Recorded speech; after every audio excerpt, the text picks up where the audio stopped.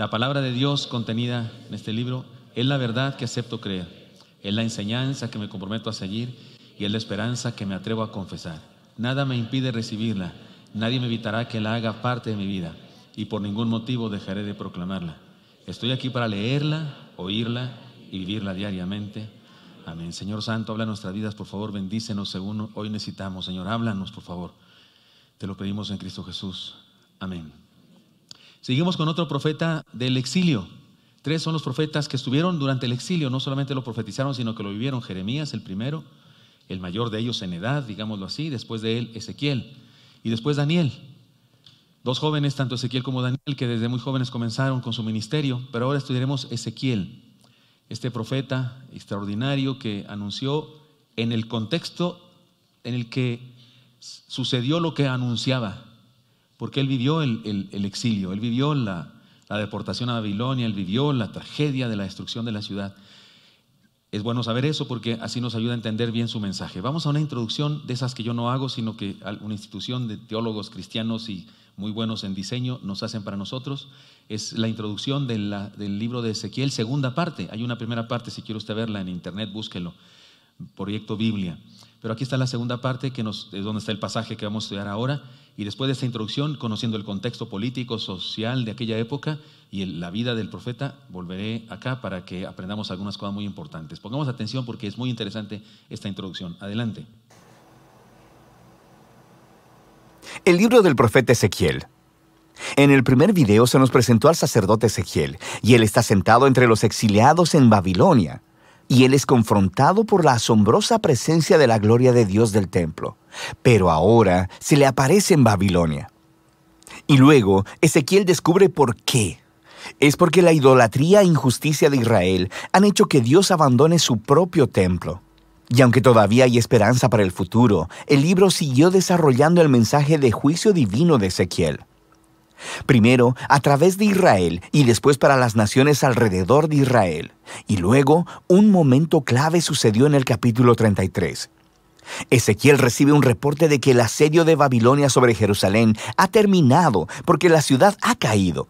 El templo ha sido destruido. Las sombrías palabras de advertencia de Ezequiel se hicieron realidad. El exilio fue la catástrofe más horrenda que le había sucedido a Israel y hacía que surgiera la gran pregunta de si Dios había terminado con Israel para siempre. Pero recuerda que al final del capítulo 11, Dios prometió que todavía había una esperanza futura para Israel, más allá del exilio. Así que el resto del libro está diseñado para explorar la visión de esperanza de Ezequiel, primero para Israel, luego para las naciones y luego para toda la creación. La esperanza para Israel comienza con Dios prometiendo levantar un nuevo David, un futuro rey mesiánico, quien será la clase de líder que Israel necesitaba pero nunca tuvo. Y este nuevo Israel, que estará bajo el gobierno del rey mesiánico, será un pueblo transformado. Dios lidiará con el centro de su problema de rebelión, dándoles nuevos corazones, justo como Moisés prometió al final del libro de Deuteronomio. Dios dice que les quitará su duro corazón, enviará su espíritu a su pueblo para darles corazones nuevos y blandos, para que puedan amar y obedecer a su Dios. Y esta idea se desarrolla en la siguiente visión extraña. Ezequiel mira un enorme valle lleno de huesos y esqueletos humanos secos, y Dios le dice que es una imagen, una metáfora del estado espiritual de Israel. Su rebelión contra Dios resultó en el exilio y en la muerte literal de muchas personas, pero también fue la muerte metafórica de su relación de pacto. Y Dios le dice a Ezequiel que su espíritu vendrá para traer a su pueblo de vuelta a la vida. Y así, un viento viene y ocasiona que todos los huesos se levanten y los llena con aliento de vida. Y luego crece piel sobre los huesos y de repente Ezequiel mira a todos estos nuevos seres humanos parados delante de él. Esta visión evoca la historia de la creación de los humanos en Génesis capítulo 2, donde Dios hizo a los humanos del polvo de la tierra y les dio el aliento divino. Israel y toda la humanidad se han rebelado, resultando en muerte. Así que la única esperanza es que Dios haga un nuevo acto de creación y renueve a los seres humanos de manera que ellos puedan vivir verdaderamente en una relación de amor con Dios y con los demás. Después de que Dios lidie con la maldad que está en los corazones de su propio pueblo, algunas preguntas todavía quedan sin resolver. Por ejemplo, ¿qué hay de la maldad que todavía sigue rampante entre las naciones? ¿Y qué hay de la morada de Dios en el templo en el futuro? Y de esto se tratan las últimas 2 secciones del libro. Así que primero tenemos los capítulos 38 y 39, y ellos prometen la victoria final de Dios sobre la maldad entre las naciones, lo que se personifica con un gobernante llamado Gog de la tierra de Magog. Este nombre se deriva de una genealogía de reinos y tierras antiguas de Génesis capítulo 10, y se refiere a las naciones poderosas del pasado distante. Así que Ezequiel toma este nombre bíblico antiguo como una imagen de todos y cada uno de los reinos violentos. Entonces descubrimos que Gog hizo alianza con 7 naciones que vienen de las 4 direcciones de la brújula, lo que es una imagen clara que representa todas las naciones. Y esto también nos ayuda a entender por qué Ezequiel describe a Gog con imágenes que utilizó anteriormente en el libro para describir al rey de Tiro y al faraón, rey de Egipto. Para Ezequiel, Gog es una amalgama de los peores y más violentos pueblos en la Biblia. Gog es el arquetipo de la rebelión humana contra Dios. La historia básica en estos capítulos es que Gog se resiste al plan de Dios de restaurar a su pueblo. Y así, al igual que Faraón en la historia del Éxodo, Gog viene a destruir al pueblo. Pero Dios desata su justicia sobre Gog en una ráfaga de escenas que no tienen mucho sentido literal si las lees en secuencia. Porque primero, Gog y sus ejércitos son consumidos por un terremoto, pero luego son consumidos por el fuego en 2 ocasiones distintas. Y luego, después de eso, Dios viene y ataca a Gog y a su ejército en los campos, donde yacen enterrados durante meses. Es claro que estas escenas están llenas de símbolos e imágenes. Ezequiel ha utilizado todo su arsenal poético para describir cómo Dios está finalmente determinado a derrotar la maldad humana que ha arruinado su mundo. Y esto para que Él prepare el camino para una nueva creación. Y una vez que se ha lidiado con la maldad entre las naciones, la última sección del libro describe cómo la presencia de Dios regresará un día a su pueblo y a su templo, trayendo una restauración cósmica. Así que Ezequiel primero tiene una larga y elaborada visión sobre un nuevo templo y una nueva ciudad. Se le da un guía turístico celestial, quien le muestra el nuevo templo, y es incluso mucho más grande y majestuoso que el templo de Salomón. Hay un nuevo altar, nuevos sacerdotes y un sistema de adoración completamente nuevo. Y luego, después de este elaborado recorrido, el glorioso carruaje del trono de Dios que Ezequiel vio en su primera visión regresa y entra al nuevo templo. Ahora, el significado de estas visiones del templo ha sido fuente de debate durante mucho tiempo. Algunos intérpretes cristianos y judíos creen que esta visión será cumplida algún día de manera literal y que estos capítulos ofrecen los planos literales del nuevo templo que será construido cuando el Mesías regrese y traiga el reino de Dios. Pero muchos otros lectores judíos y cristianos creen que esta visión, como todas las otras visiones de Ezequiel, está llena de símbolos y que representan la realidad de la presencia de Dios regresando a su pueblo en el reino mesiánico, pero no necesariamente en la forma de un edificio. Sea cual sea tu postura, el hecho de que Ezequiel nunca llama a esta ciudad Jerusalén es importante, y los capítulos 47 y 48 nos muestran el porqué. Ezequiel mira este pequeño arroyo saliendo del umbral y de las escaleras del templo, y rápidamente se convierte en un río rugiente que fluye del templo y la ciudad hacia el desierto, hacia uno de los lugares más desolados del planeta Tierra, el Valle del Mar Muerto. Y luego ese río deja atrás un rastro de árboles y vida, y el Mar Muerto es transformado en un mar de vida que está lleno de plantas y animales. Todas estas imágenes vienen del jardín del Edén en Génesis capítulo 1 y 2, y podemos ver el alcance cósmico que en realidad tiene la visión de Ezequiel. El plan de Dios siempre ha sido restaurar a toda la humanidad y a toda la creación de vuelta a su presencia dadora de vida. Y así, el libro termina con el nombre de esta ciudad jardín. El Señor está allí. Y así terminan las visiones de Ezequiel, llenas de esperanza de un nuevo futuro. Nuevos humanos viviendo en un nuevo mundo que es animado por el Espíritu de Dios, dador de vida. Es un mundo impregnado del amor y la justicia de Dios. Y de eso trata el libro de Ezequiel. Amén. ¿Qué les parece, hermanos? En pocas palabras, 8 minutos y cachito, una explicación de toda la segunda parte del libro de Ezequiel. Hay otros 8 minutos para la primera parte, aunque aquí se hace un resumen breve. Pero me parecía muy importante que usted y yo estudiemos la Biblia bien, como debe ser, porque sabe que palabras del Señor, y especialmente las palabras de Ezequiel, a menudo son malinterpretadas por algunas personas. Dentro del mundo mismo religioso, de repente se interpretan mal algunas cosas. Hoy voy a hablar de unas cosas de esas, pero también fuera del mundo religioso. Por ejemplo, ese carro, ese artefacto que tiene unas ruedas abajo y unos seres vivientes que se mencionan ahí con 4 rostros, uno para cada uno de los puntos cardinales, y un trono encima que se representa a Dios y representa la creación entera. Por ejemplo, los amantes de los ovnis dicen que es un platillo volador, ¿no? ¿Ha oído usted esa historia? Y uno dice, como dijo la chimoltrufia, carecen de mucha falta de ignorancia, ¿verdad? Y por eso me parece que es importante que ustedes y yo lo estudiemos correctamente. Y resulta que esas malas interpretaciones, si usted es un versado en la Biblia, viene a menudo aquí a los cultos, usted ya ha estado en los otros sermones basados en los profetas mayores, como Jeremías el pasado domingo y ahora Ezequiel, y vamos a ver Daniel juntos. Usted, estoy seguro que no le resulta tan extraño, pero usted es un nuevo asistente aquí con nosotros, es un invitado. Está conectado por internet, alguien le dijo, hay una iglesia por ahí medio loca o lo que sea, lo que le han dicho a nosotros, y quiso escuchar este culto. Y es posible que de repente las metáforas de la profecía de aquella época, pues nos resulta ajena a nosotros. Las palabras que se usan es otra cultura. La gente de aquella época lo entendió muy bien. La gente de aquella época entendió bien lo que decía.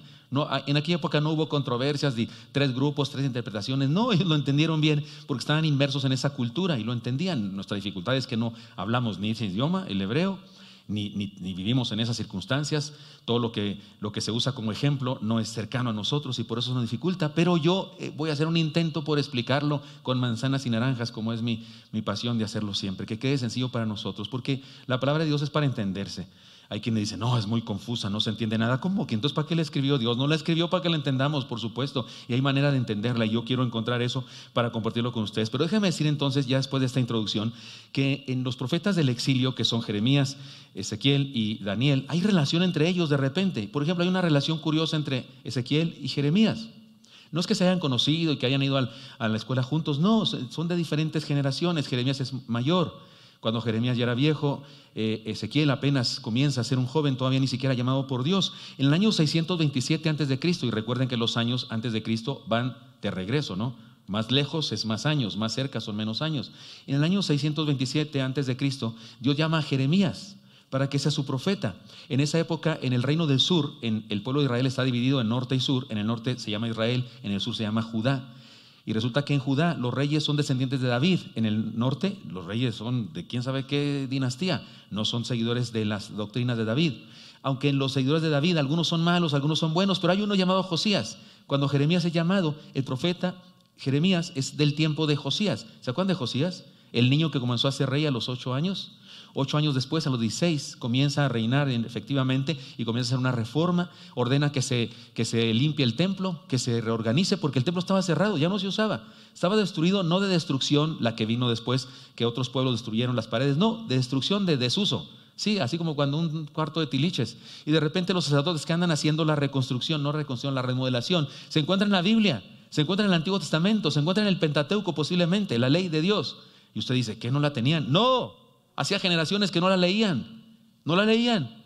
Era por tradición oral que decían, pues había un libro que decía yo qué sé, pero no tenían el libro y lo encuentran. Y cuando a Josías se le es leído el libro, imagínese, usted se molesta porque yo predico 1 hora o no sé cuánto predico. Aquellos le leyeron todo el Pentateuco. ¿Cuánto duró eso, hermano? ¿Cuánto se lee? Génesis, Éxodo, Levítico, Número, Deuteronomio. Se lo leyeron todo y lo que dice es que lloró de tristeza. ¿Y por qué tenemos esa clase de Dios? ¿Y por qué vivimos como vivimos? Y le fue dado por justicia esa fe, porque tuvo fe en su actitud. En esa época que se encontró el libro de la ley, fue hallado. Haciendo cuentas, los eruditos dicen que coincide ese día con el nacimiento de un niño sacerdote.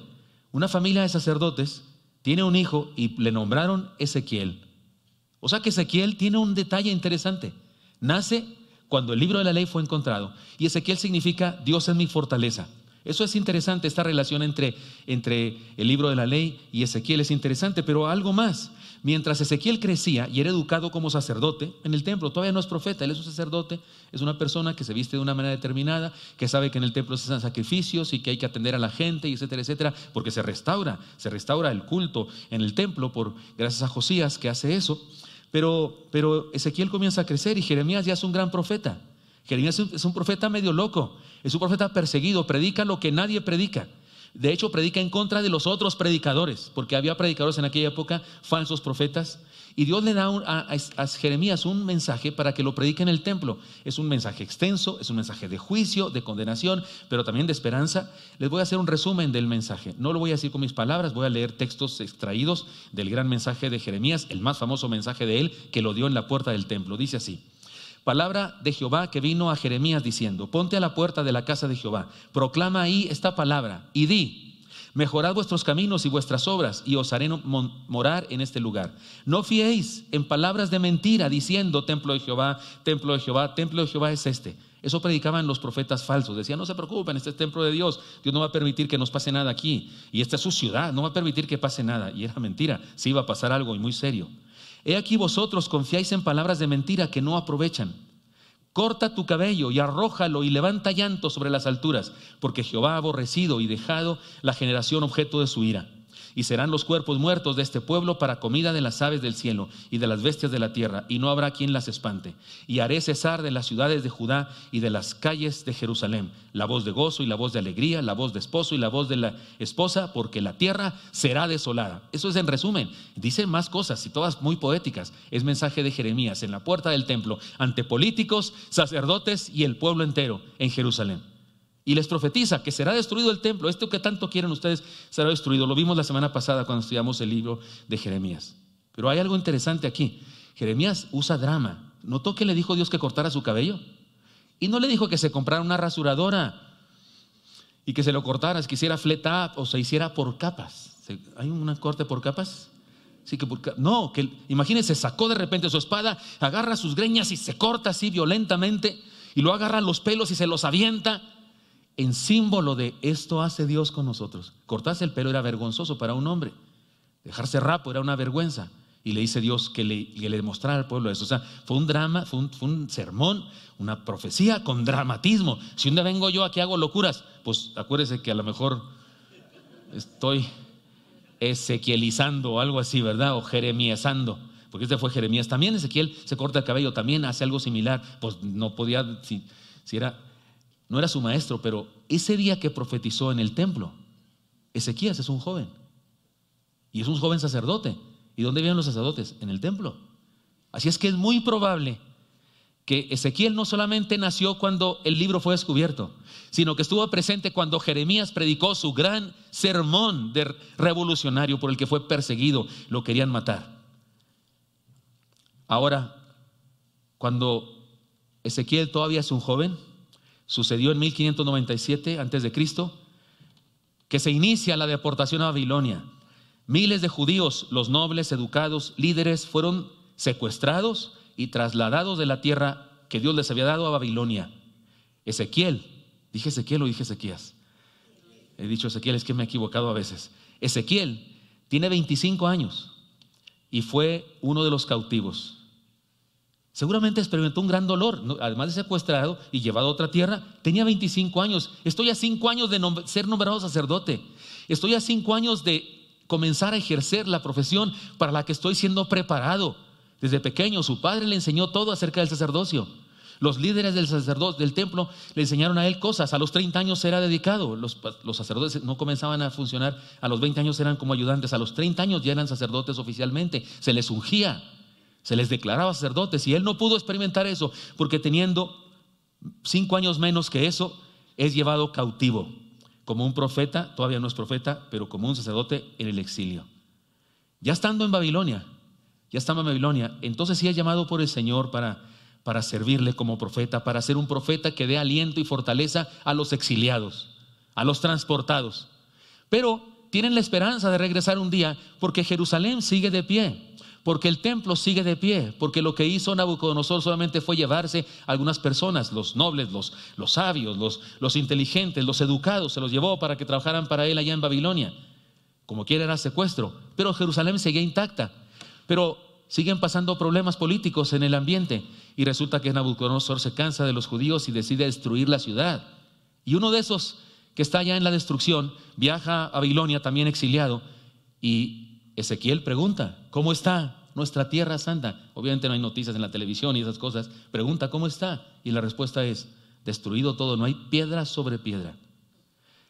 Este es el profeta del que ustedes y yo leeremos un mensaje de esperanza.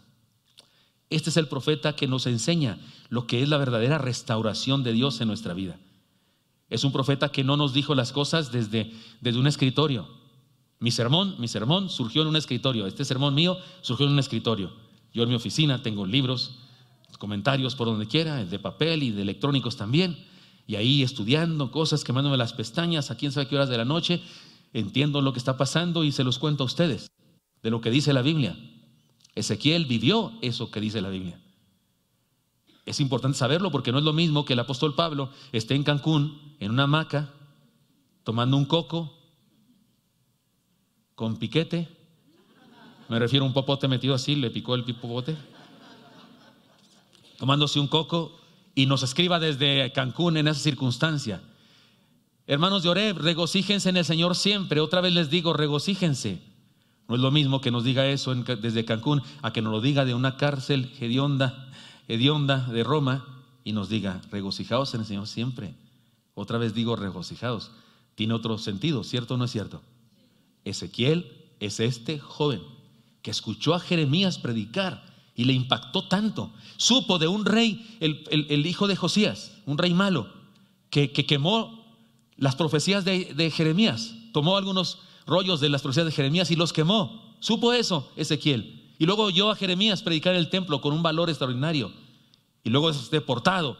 Y luego allá deportado, sabe lo que pasa en Jerusalén y en su templo. Y luego es llamado por Dios y Dios le dice: dales aliento a todos estos. Ese es Ezequiel. Y aquí su mensaje. Su mensaje nos dice lo que es la restauración. Y voy a usar la frase restauración es. ¿Se acuerdan, hermanos de mi edad y mayores, de Love Story? ¿Se acuerdan? Una película que supuestamente es de amor. Yo creo que es de lo que menos es de amor. No, pastor, si está bien suave, me hizo llorar y no sé qué. ¿No lloró usted? ¿No lloró usted cuando están ahí alrededor de la pista de patinaje sobre hielo? ¿Se acuerdan? Y ahí surge la frase tremenda que se rasgan los vestidos algunos, pero para mí esto es una herejía social. Le dijo ella que no se hicieron, no siguieron juntos. La película se acaba triste porque no se reconcilian y ella se muere. ¿Cierto o no es cierto? Ya se las expolié, pero está antiquísima, por Dios. Si no la ha visto ya es culpa suya. Pero la frase última que le dice ella a él es esta: amor es nunca tener que decir perdón. Qué herejía más absurda. Perdóneme que no estoy de acuerdo con esa película. ¿Cuántos aquí están, varones? A lo que voy a preguntar les digo un tip. Levanten la mano de volada, no les. ¿Cuántos aquí están enamorados de su esposa? Eso, varones, sí se pusieron listos. ¿Cuántas están enamoradas de su esposo? ¿Cuántas de ustedes nunca lo han tenido que perdonar y nunca han tenido que pedir perdón a él o ella? ¿Cuántos nunca han tenido que pedir perdón ni le han perdonado? Es absurdo que amor es nunca tener que pedir perdón. Es lo contrario. Amor es siempre tener que pedir perdón y ser perdonado y otorgar el perdón. ¿Están de acuerdo conmigo, sí o no? Sí. ¿Qué es tontería que love is never having to say ¿qué? I'm sorry, algo así, ¿verdad? ¿Qué? Porque de pilón es lo siento. En inglés es nunca tener que decir lo siento. ¡Qué locura! Al contrario, amor es siempre andar pidiendo perdón. Si eso es el amor, el perdón. Bueno, pero yo voy a usar la frase restauraciones, no amores, sino restauraciones, que es lo mismo que el amor de Dios. Sí, por eso dije este ejemplo de esta película herética, pero lo convertimos en santa, la frase. Restauración es reconocer la realidad del pecado. Vino a mí palabra de Jehová, así comienza la profecía, diciendo: hijo de hombre, mientras la casa de Israel habitaba en su tierra, la contaminó con su mala conducta y con sus obras, como inmundicia de menstruosa fue su conducta delante de mí. Sí, ya sé, está muy fea la frase, pero así se dijo el profeta. Él está lleno de metáforas y demás, y esa metáfora de este asunto en aquella época significaba algo muy, muy, muy inmundo. Es diferente que en nuestra época. Seguramente en nuestra época tenemos otras cosas que decir para decir algo muy, muy inmundo, sucio, pero eso se usaba en aquella época. Es una imagen que habla de lo grave y serio que es el pecado. Podemos decir lo siguiente, hermanos míos: el pecado es un virus que contamina toda la vida. El pecado no consiste solamente en la cosita que hicimos, robé 100 pesos, eso es todo. No, el pecado contamina mi vida, mi conciencia, mi estado de ánimo, contamina mi proceder, contamina el mal ejemplo a los que nos rodean. Cualquier pecado es una contaminación generalizada. Como sociedad no podemos vivir una conducta depravada y pensar que vamos a progresar. No es posible. Lo que está diciendo Dios aquí a Ezequiel es muy serio, que el pecado contamina y desata un proceso de contaminación, de perversión, de putrefacción de la sociedad y sus valores. Como sociedad no podemos vivir una conducta depravada y pensar que vamos a progresar. Mire, cualquier estudiante de la carrera de historia, de primer año, de primer semestre, cualquier estudiante de historia de primer semestre sabe que todos los grandes imperios, ¿cuál sabe de memoria usted? Que los egipcios, que antes de eso los mesopotámicos, que los griegos, que los romanos, todos los grandes imperios que han existido en la historia de la humanidad nos enseñan que a la caída, al declive, al deterioro de ese gran poder, le antecede la depravación moral. Es la regla. Así funciona esto. Los valores y principios que una nación ostenta le hacen grande, le hacen poderosa. Su abandono de esos valores, su inmoralidad y depravación le hacen caer. Eso ha pasado con todos los imperios del mundo y con los actuales también está pasando. Eso es obvio. Lo que le dice Dios a Ezequiel es importante. Si vamos a tener restauración, necesitamos reconocer la realidad del pecado. El pecado destruye, está clarísimo. Y no podemos, ustedes y yo, jugar con eso. Es bastante desagradable y desilusionante ver en el internet a personas que publican sus aberraciones. Ahora hay una frase que se usa, no, sí soy, es una frase. Publican, pero la publican como con presunción, como que hasta sintiéndose superiores. Lero, tú no eres como yo. Pero aún es muchísimo más triste ver a cristianos que les aplauden, les felicitan con un like, con un comentario de alabanza, aprobando con ellos su terrible conducta. ¿Estoy hablando claro?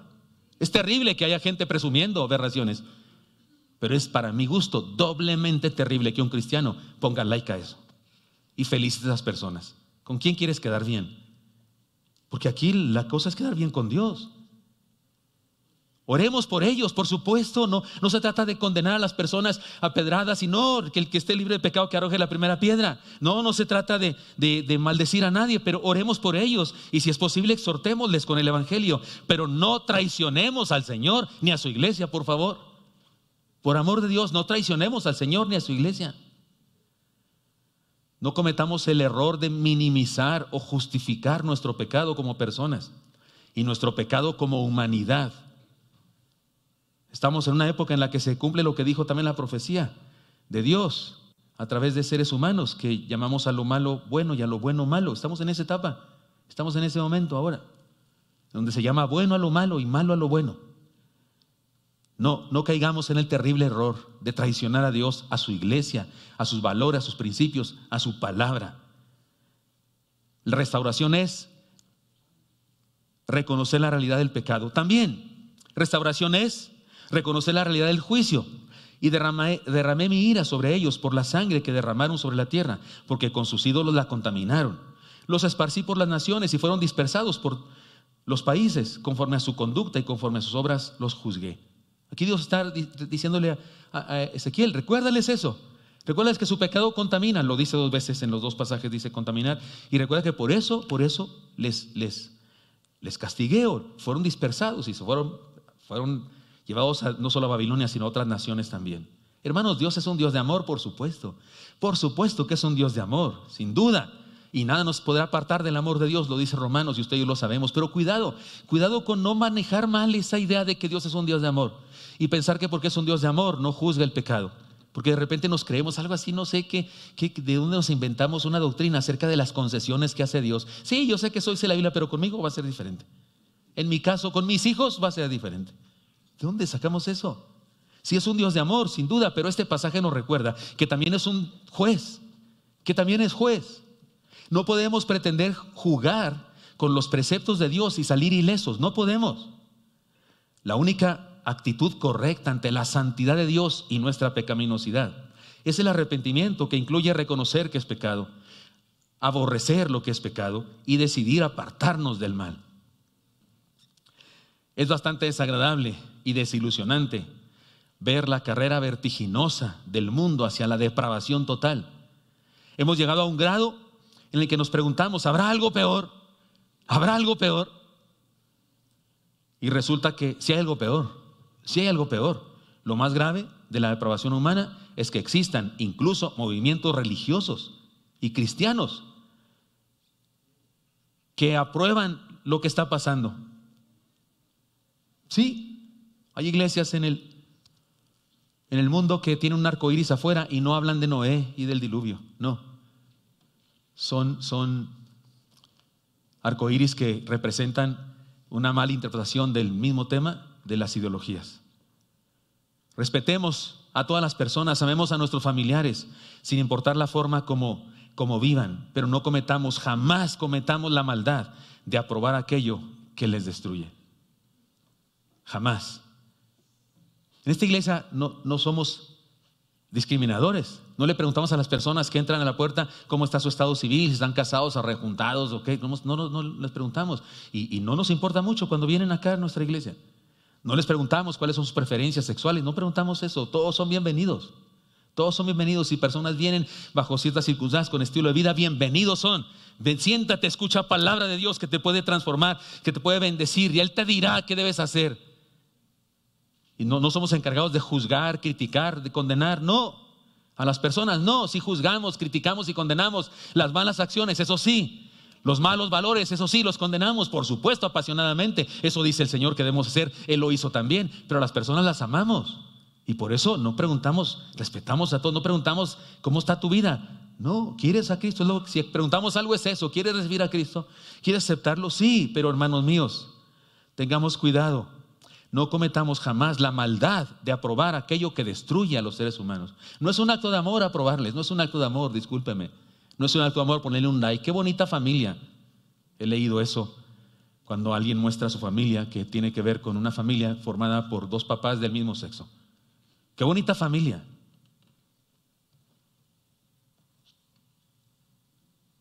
Condenando de esa manera a las personas.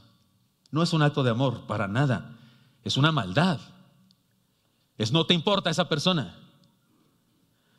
Jamás cometamos la maldad de aprobar aquello que les destruye. Dios no lo aprueba. Y ser cristiano es amar lo que Dios ama y aborrecer lo que Dios aborrece. Eso es cristiano verdadero. Eso es cristianismo verdadero. Si nos decimos cristianos y si nos decimos seguir esta Biblia, entonces actuamos de una manera congruente con esta palabra, con esta Biblia. Y la palabra de Dios dice eso, que rechacemos y reprobemos el pecado y la maldad, el nuestro y el de otros.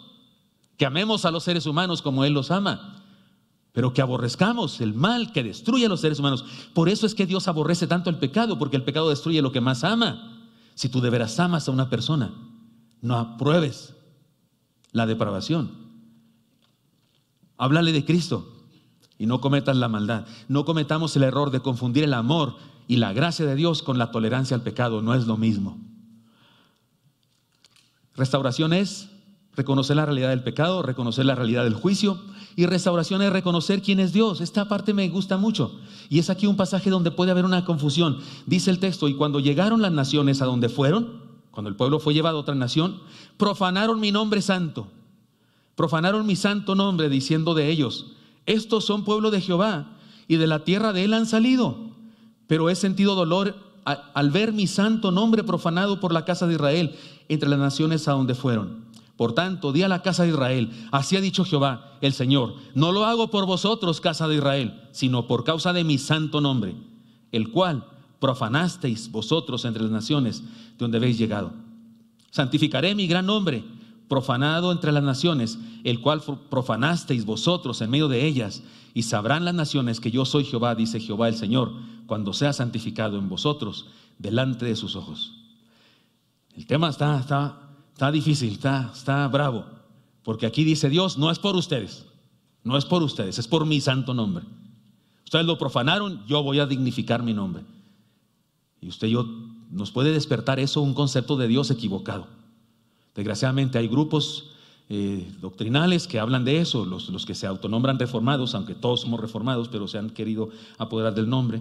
Los ultracalvinistas opinan de una manera que yo no comparto, pero lo voy a explicar y ustedes sabrán qué decidir, y creo que va a estar tan claro que van a estar de acuerdo conmigo. Miren, el nombre de una persona, igual que el nombre de un Dios, representaba su identidad, su carácter, su reputación. Por eso el nombre de Dios se convirtió en muchos nombres. A Dios se le llama el sanador, el proveedor, el Padre, el Altísimo, el Santo, el Eterno, el Amigo, el Pastor. Se le llama de diferentes maneras, sus nombres. Tiene muchos nombres Dios en el Antiguo Testamento, se desarrollaron muchos nombres. El que me ve, el viviente que me ve. La primera persona que le puso un nuevo nombre a Dios fue una criada, una esclava egipcia, Agar, que le puso a Dios el viviente que me ve, porque ella no la veía nadie, pasaba inadvertida porque no era importante como esclava, pero le puso a Dios así, el viviente que me ve. Los nombres de Dios dicen quién es Él. Cuando Dios dice que profanaron su nombre, significa que no hicieron caso a quién es Él. Así que la primera impresión y la más popular interpretación de este pasaje es esta: que Dios restauró la nación hebrea para restaurar su reputación. O sea, Él está interesado en su reputación, le molesta tener mala reputación y entonces restauró su reputación. O sea, al pueblo le importaba un comino, lo que le importaba era su reputación. Cuando leemos el Salmo 23, aparece esa expresión también de su nombre y este uso del concepto. Se lo leo, dice: confortará mi alma, me guiará por sendas de justicia por amor a su nombre. Salmo 23:3. Podemos pensar que nos guía por sendas de justicia por quien es Él, por su carácter, por su reputación, en el sentido de que eso es lo que Él hace. O sea, su nombre representa lo que Él es y lo que Él hace. Él es pastor, su nombre es pastor, y como tal guía a las ovejas por buenos caminos. Así que nos deja saber con claridad que Él muestra su carácter y confirma su reputación guiándonos por sendas de justicia. En el Salmo 23, Él es pastor. Jehová es mi pastor, comienza diciendo el Salmo. Luego su nombre es pastor. Entonces, ¿qué hace un pastor? Pues guía a las ovejas por caminos buenos. Entonces, cuando hace eso por su nombre, lo hace porque eso es lo que Él hace. Eso es lo que Él, su trabajo que hace con nosotros, por eso es por su nombre. Sin embargo, en esta profecía de Ezequiel, es que hasta aquí me equivoqué, fíjate, hasta aquí está escrito mal. En la profecía de Ezequiel, si reciben el sermón escrito, recuerden que cada vez que puse Ezequías, es Ezequiel. Sin embargo, en esta profecía de Ezequiel se añade un elemento muy serio. Antes de hablar de su nombre, dice: no lo hago por vosotros. Como si dijera: no es asunto de ustedes, no es como que me interesen mucho, me importo yo. Como si Dios le preocupara mucho lo que dicen de Él las personas y no pudiera soportar que hablen mal de Él. Entonces, aunque no le importe el pueblo, lo salva para dignificarse a sí mismo. Eso piensan algunos. No lo dicen con estas palabras, que yo digo con ironía, pero es lo que dicen, que Dios nos salva por Él, por su reputación. Pero la verdad es que eso no es lo que dice el pasaje. Eso no es lo que dice todo el Antiguo Testamento. Todo el Antiguo Testamento dice que a Dios le importa a su pueblo, que los ama mucho y que todo lo que hace, lo hace por ellos. Podría probarles con textos de Génesis, de Éxodo, de Levítico, de Números, de Deuteronomio, pero para no tomar tanto tiempo, usemos los de Ezequiel solamente. Miren, Ezequiel 34, 30 al 31 dice: y sabrán que yo, Jehová, su Dios, estoy con ellos, y ellos son mi pueblo, la casa de Israel, dice Jehová, y vosotros, ovejas mías, ovejas de mi pasto, hombres sois, y yo, vuestro Dios, dice Jehová el Señor. ¿Le importan a Dios su pueblo o no le importa? Por supuesto que sí, mucho.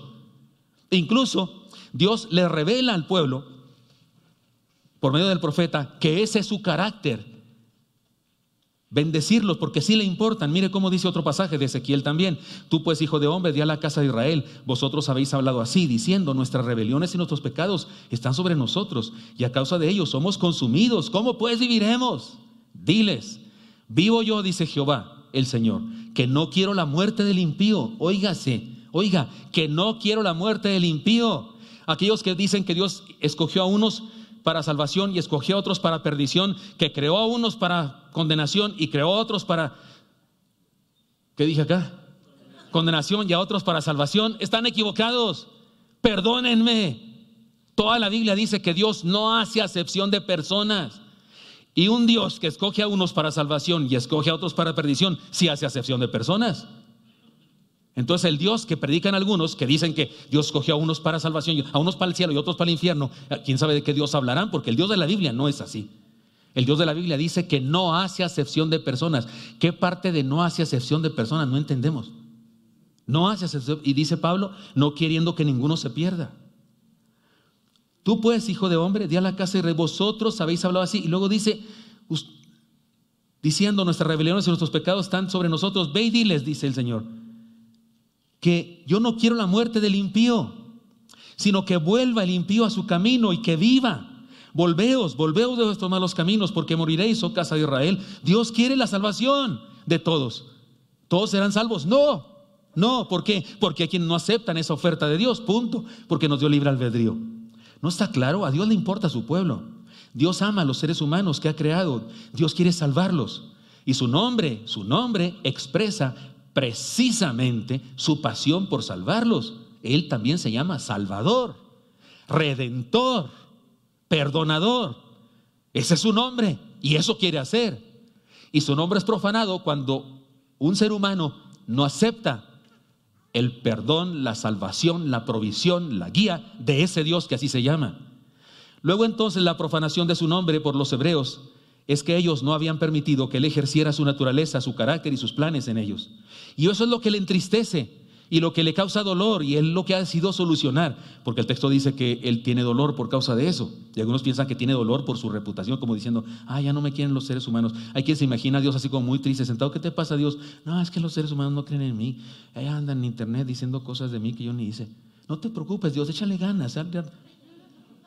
¿Usted cree que a Dios sufre muchísimo porque los ateos dicen cosas pestes de él y Dios sufre? Ay, sí, ya dijeron otra.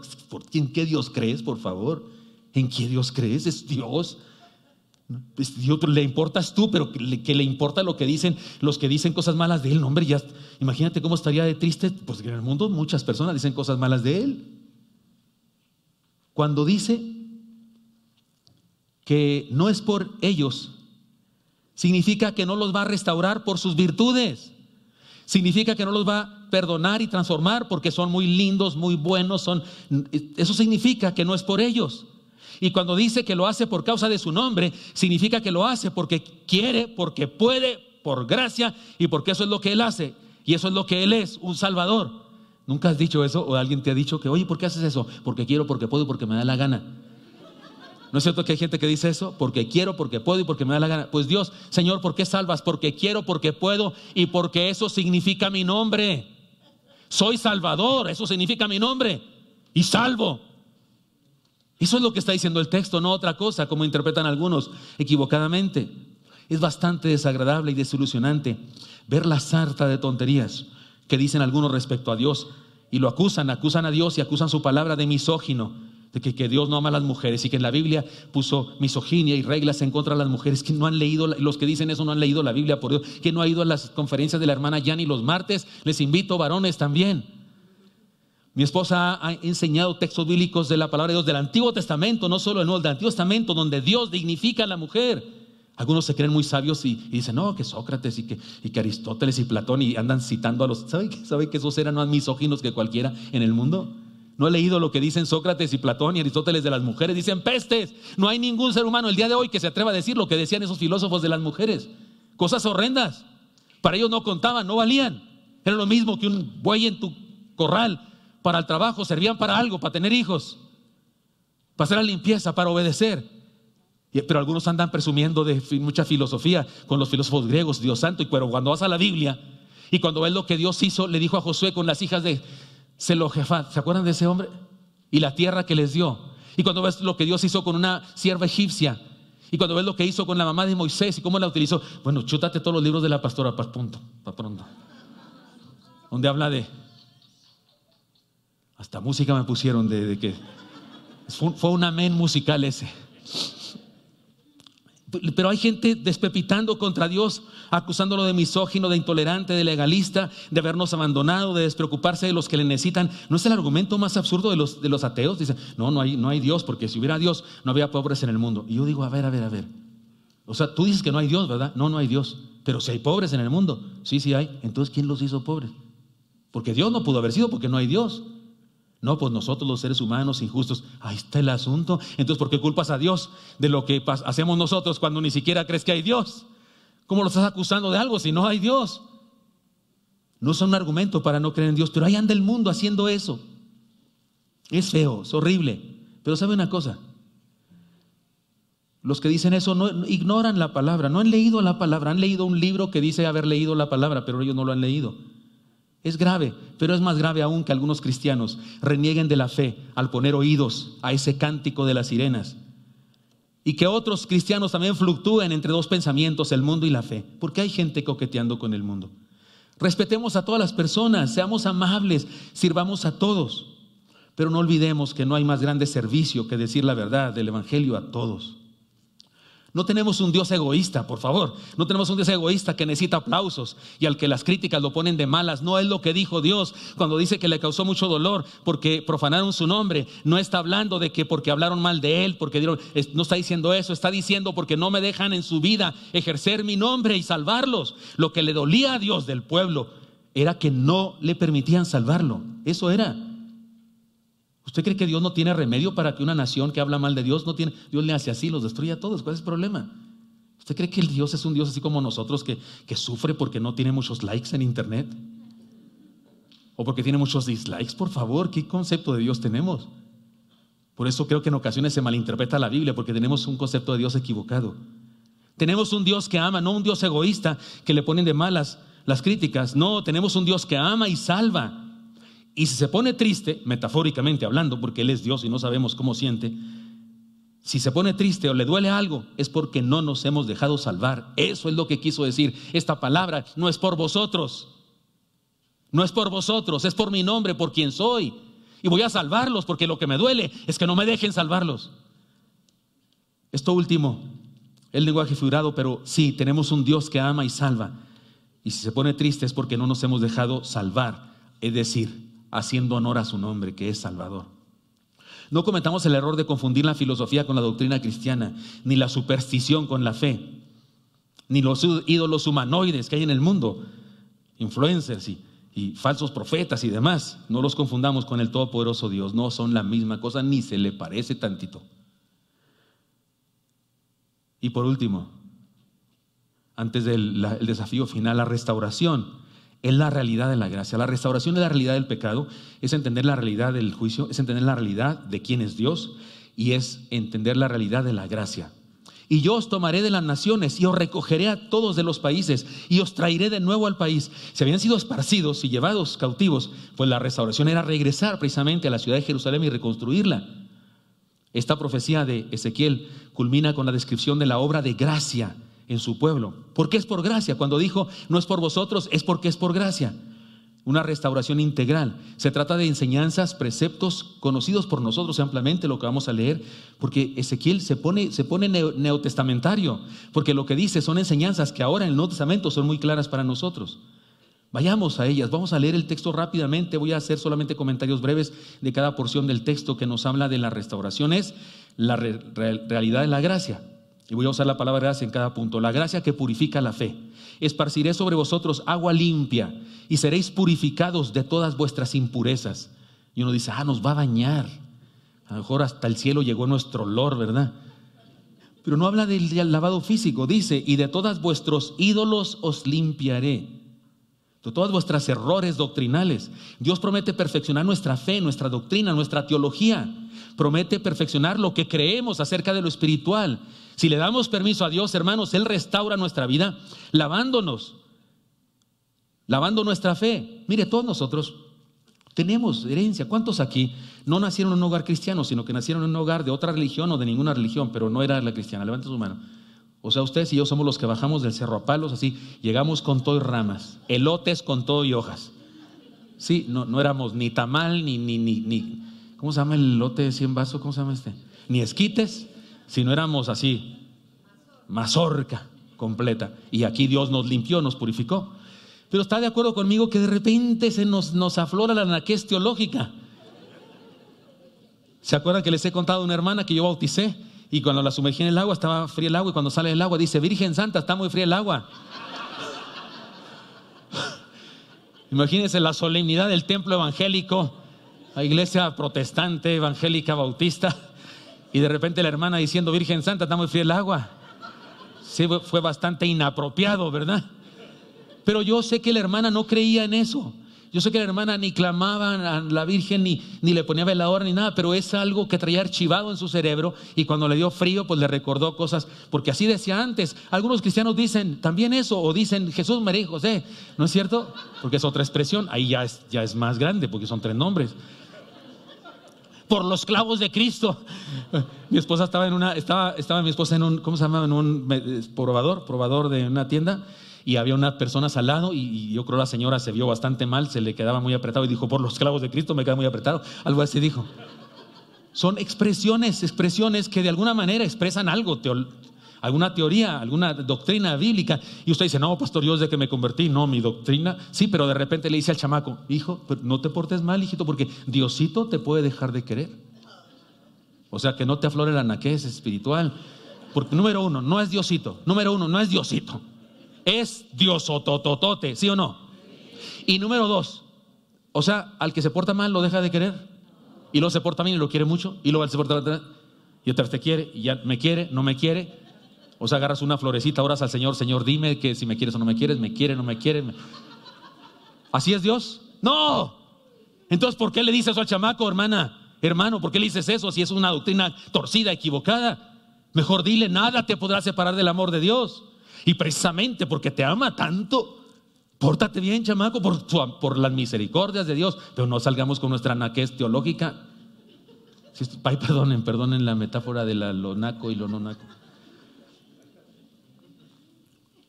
La gracia que purifica nuestra fe nos cambia los conceptos teológicos. La gracia que purifica la mente y voluntad. Os daré un nuevo corazón. Corazón en aquella época no significaba la base de los sentimientos, significaba la base de los pensamientos y de la voluntad. Así que purifica nuestros pensamientos y nuestra voluntad. Dios promete transformar nuestra forma de pensar. La gracia que purifica nuestro propósito: y pondré un espíritu nuevo dentro de vosotros. Y no está hablando de su espíritu, porque al rato habla de su espíritu, sino de pondré en nosotros un nuevo impulso en la dirección correcta. Dios nos ofrece impulsarnos a nuevos rumbos, con nueva visión y nuevas metas. La gracia que nos practica una cirugía espiritual, porque usted dice: ¿cómo le va a hacer? Pues si soy de lo peor, ¿cómo le va a hacer? Si no he podido yo solito hacer nada. Pues Él promete cambiarnos con una cirugía espiritual. Quitaré de vosotros el corazón de piedra y os daré un corazón de carne. O sea, Él nos va a cambiar para lograr todo lo demás. También nos anuncia que quitará de nosotros todo aquello que nos impide seguirle de verdad. O sea, se va a encargar de eso, de cambiarnos el corazón, una cirugía espiritual. La gracia de someternos a un proceso de santificación. Dice versículo 27: pondré dentro de vosotros mi espíritu, ahora sí es su espíritu, y haré que andéis en mis estatutos y que guardéis mis preceptos y los pongáis por obra. Dios nos llama a un proceso continuo de santificación en el que Él estará con nosotros paso a paso. Y luego nos habla de la gracia que restaura nuestra vida. Habitaréis en la tierra que di a vuestros padres, y vosotros seréis mi pueblo, y yo seré vuestro Dios. Dios promete que regresarán a su lugar, y eso simboliza que regresarán a ser hijos, ovejas, discípulos, a pesar de haberse alejado de Él. Y luego la gracia que transforma nuestras circunstancias. Yo os guardaré de todas vuestras impurezas.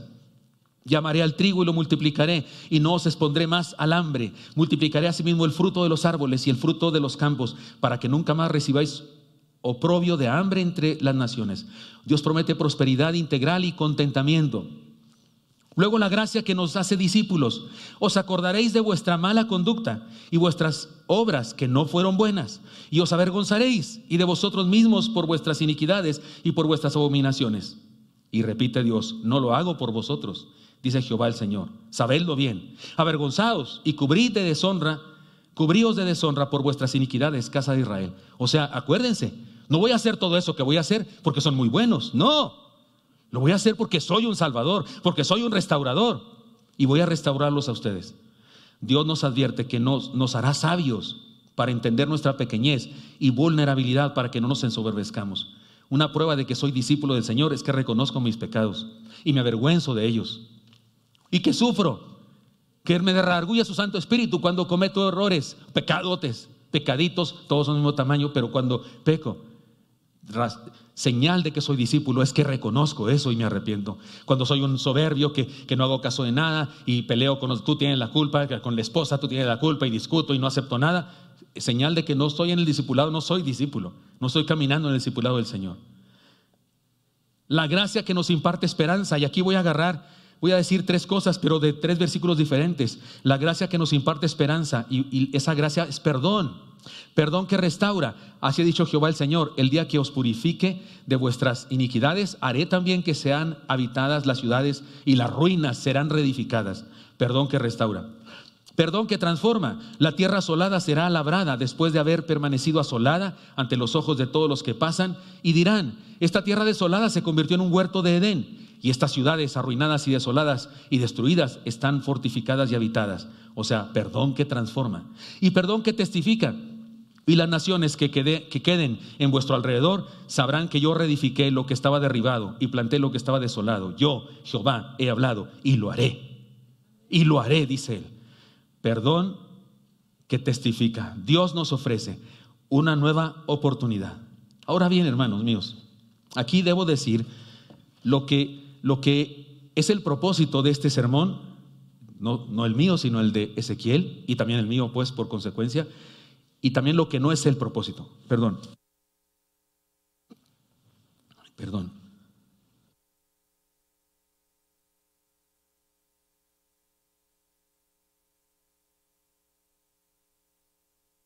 Esa frase no es por vosotros, es por mi nombre que ha sido profanado por ustedes. ¿De qué habla? Déjenme decirles, ilustrarles de una manera que espero que quede muy claro. Ese sermón de Ezequiel, y por consecuencia mi sermón ahora mismo con ustedes, no tiene como propósito ser un sermón moralista que les inste, que les exhorte a no pecar. No, hermano, no, si usted piensa que esto es un sermón moral y que yo voy a decir: hermano, ya no peques y ya no hagas mal, ya no seas orgullosa, no, hermano, no, usted sígale. Usted tiene un vicio, cigarro, alcohol, pornografía, mentira, chisme, robo, orgullo, soberbia, tristeza. También el deprimirse es un vicio. Yo no le voy a decir a usted: ya deje de hacer eso, hermano, hermana, ya deje eso. Deje de hacer eso, ármese de valor, concéntrese. No lo voy a hacer. Ore todas las mañanas, declare sanidad sobre su vida. No le voy a decir esas herejías. No, adelante, usted sígale lo que quiera. Usted es mentiroso, usted ratero, del diezmo y de otros, de dinero de otros, hace malos negocios, hace trampa en los negocios. No, yo no le voy a decir a usted que deje de hacer eso. ¿Sabe por qué no le voy a decir que deje de hacer eso? ¿Sabe por qué no le voy a decir que deje de hacer eso? Número 1, porque no es mi trabajo decirle que deje de hacer eso. Y número 2, ¿sabe por qué? ¿Sabe por qué, hermano? Porque usted no puede dejar de hacer eso. Usted no puede dejar ese vicio, esa maldad, ese pecado. Yo tampoco puedo dejar los míos. No podemos. Qué iluso sería yo, qué bruto sería yo, pretendiendo lograr algo aquí que no puedo lograr. No importa cuántas ilustraciones les cuente, ilustraciones lacrimógenas. No importa cuántos gritos eche aquí. No importa si agarro como Jeremías y como Ezequiel también hizo después un machete y me corte la cabellera, que no tengo mucha cabellera que cortarme, pero me corte y se las aviente y haga dramas aquí y predique a grito abierto y no sé qué, y los ponga a ustedes a orar y los pase al frente y les haga esas herejías que hacen los que ministración, y yo les imponga las manos y declare santidad y no sé qué. No importa cuánto haga, estoy convencido, como dicen los políticos, toda esa frase les encanta: estoy convencido que no lograré absolutamente nada, porque usted no puede ser buena persona, yo menos que usted. Eso dijo Ezequiel. Eso significa: no es por vosotros, sino por mi nombre, dice el Señor. Para ilustrarlo mejor, porque a usted le está pareciendo herético lo que estoy diciendo. Si este tipo no predica moral, si este tipo no dice cómo portarse bien, entonces ¿para qué está aquí? Porque tengo otro mensaje más importante y más productivo que eso. Para ilustrárselo, le voy a recordar a los que ya saben este truco: tengo un saco mágico. Hoy traje mi saco mágico. Sí, en serio. Es un saco que obedece órdenes. ¿Quieren que los pruebe? Algunos los veo escépticos. Algunos no creen. ¿Cómo si creen en ovnis y otras cosas y no creen en lo que les estoy diciendo? Es un saco mágico. Saco, levanta tu manga derecha. Se me hace que necesito decirle otra orden. Bueno, la manga izquierda, pues. Me está faltando un detalle, se me olvidaba el truco. Me está faltando un detallito cualquiera. Pero fíjese que sí funciona mi magia. Se los voy a demostrar para que los que están de escépticos dejen de estar escépticos. Saco, levanta tu manga derecha. ¿Qué huele? Ya puedes bajarla. Saco, levanta tu manga izquierda. Hermanos míos, sí, ya sé que es una tarugada, pero sirve para ilustrar lo siguiente. Sería en vano que cualquier predicador se ponga aquí a golpearnos con moralismo y a decirnos que nos portemos bien y que seamos buenos. Sería absurdo, sería destinado su propósito a fracasar. Por eso yo no le voy a decir a usted que se porte bien ni que haga bien las cosas. Lo que le pienso decir es que acepte que no puede. La realidad del pecado, la realidad del juicio, la realidad de quién es Dios y la realidad de su gracia nos guía a esto. Hermano mío, no deje de hacer fechorías. No deje de hacer fechorías. Venga Jesús, venga a Dios y dígale: Señor, no puedo, pero tú puedes. Dame eso que dijiste ahí, un espíritu nuevo, corazón de carne, tu Santo Espíritu que me acompañe. Ven dentro de mí, Señor, y límpiame tú, porque yo no puedo limpiarme. Ese es el mensaje de Ezequiel. Esa frase no es por vosotros, no es una frase que está diciendo Dios exaltándose como si fuera un Dios egoísta que le encantan los aplausos y le molestan los no aplausos. No, es un Dios lleno de gracia, de amor. Lo que más le duele es que nosotros no le dejemos transformarnos y que andemos luchando por nuestras propias fuerzas, con nuestro esfuerzo, con nuestras capacidades, tratando de concentrarnos y de tener fuerza de voluntad. Fracasaremos. Lo que hace falta es hablar con Él y dejarle obrar en nuestra vida. Es un acto de voluntad supremo. Me temo que algunas veces cuando le pedimos a Dios que nos quite algo y luego seguimos en el mismo camino y decimos es que no puedo, no me ha contestado, a lo mejor no quiero tanto a lo mejor no anhelo tanto esa transformación, a lo mejor lo que me está pasando es que no aborrezco ese pecado, porque el arrepentimiento incluye reconocer que está mal, incluye aborrecer lo que está mal e incluye la decisión de no más. Cuando tengo esos elementos, entonces Él me redime, no por quien soy, sino por quien Él es. Acuérdese entonces del ejemplo de mi saco mágico y dejemos a Dios que obre en nuestra vida, porque si usted y yo dejamos a Dios obrar en nuestra vida, entonces todos los preceptos moralistas y demás se cumplen por automático, porque Él está en nosotros. Pero ahora, para terminar, un desafío: la restauración es la realidad de la conversión. El último pasaje dice así: así ha dicho Jehová el Señor. No pierda de vista esto. Así ha dicho Jehová el Señor. Lo que sigue es el principio de esta profecía final. Aún me suplicará la casa de Israel para que les haga esto.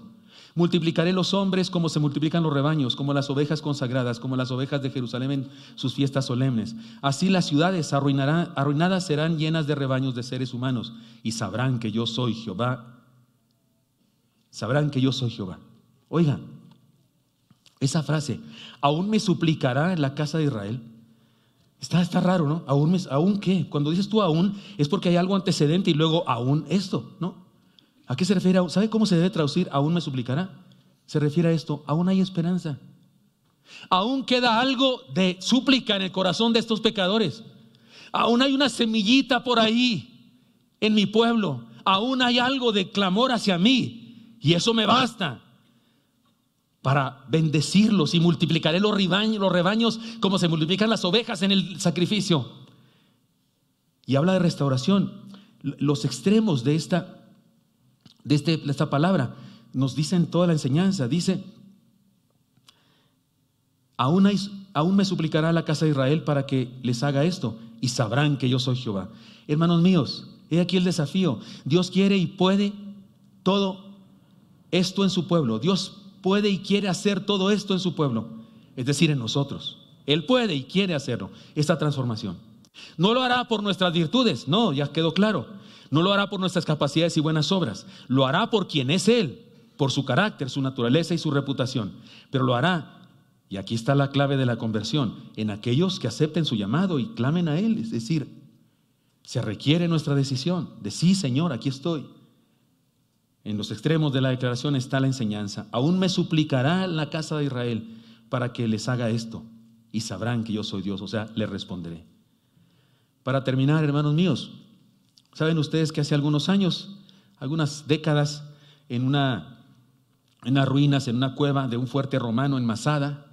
Un fuerte romano en Masada es Israel, esto está en Israel, Masada, pero era un fuerte romano anteriormente cuando estaban conquistados.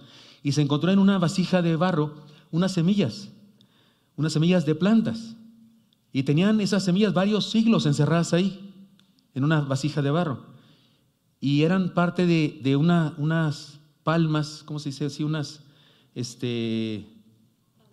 palmeras que dan dátiles, pero de una clase de dátiles, una clase de palmeras especiales que estaban extintas. Los botánicos decían que esas plantas ya no existían, que se habían extinguido. Usted sabe que cada día en la planeta Tierra se extinguen especies tanto de plantas como de animales. ¿Sabía usted? Cada día se extingue alguna cosa de animales y de plantas. Y estaban extintas estas palmeras, pero usted que encontraron semillas de esas palmeras y las sembraron y ya hay otra vez semillas, ya hay otra vez palmas datileras de esa clase, después de varios siglos de estar encerradas en una vasija de barro. Y era un récord en el mundo, las semillas más antiguas que mantuvieron sin tierra, sin germinar, y que se plantaron y germinaron. Pero hay otro récord más grande todavía. Un equipo de científicos rusos consiguió cultivar plantas a partir de frutos congelados. En este caso no eran solo semillas, eran frutos enteros, congelados hacía 30,000 años. Y los encontraron en la orilla del río Kiloma, en Siberia. Frutos congelados. Les quitaron el frío, eran frutos, se pudrieron, quedaron las semillas, las plantaron y surgieron. Y es el récord.